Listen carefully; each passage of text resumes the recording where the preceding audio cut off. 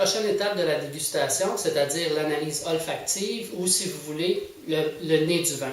Donc, comme vous l'avez vu dans vos notes, l'analyse olfactive, une étape très importante en dégustation. C'est avec le nez, après ma barre, qu'on déguste, qu'on perçoit les différents arômes dans le vin. Donc, j'ai devant moi les deux mêmes vins que tantôt, le Pinot Gris d'Alsace, le Madiran du sud-ouest de la France. Je vais me servir de ces deux vins-là pour vous guider à travers les étapes de l'analyse olfactive. Je vais commencer avec le blanc.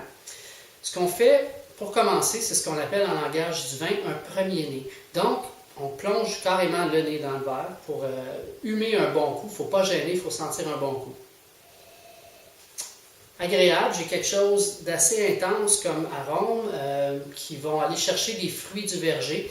Donc, je parle de pommes et de poires principalement, des fruits frais, très agréables, avec, comme je disais, une belle intensité. Mais pour l'aider à s'exprimer encore davantage, qu'est-ce que je vais faire? C'est que je vais le faire tourbillonner un petit peu comme ça. Donc, je vais lui amener de l'oxygène.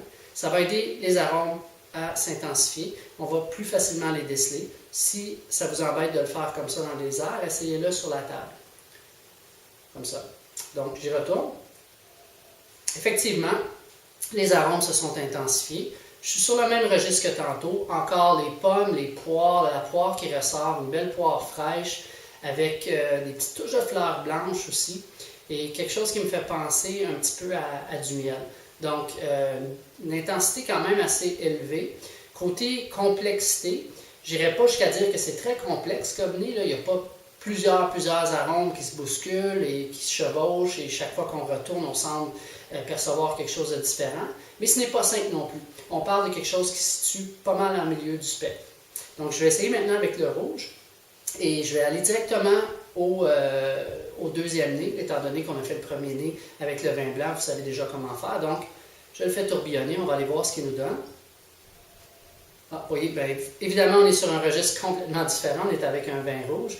Moi, j'ai des arômes très agréables de petits fruits, un peu de cerise noire. J'ai quelque chose aussi qui me fait penser à des pétales de rose séchés. Et puis, une petite touche boisée. Donc, je vais retourner une deuxième fois. Oui, c'est ça. Un peu de cassis, là. On est plus sur le fruit noir que sur le fruit rouge, personnellement. En tout cas, avec ce vin-là, c'est ce que je décèle.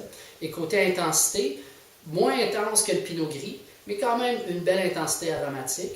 Et pour la complexité, je le qualifierais, comme j'ai qualifié le Pinot Gris, à quelque part là, au milieu du spectre.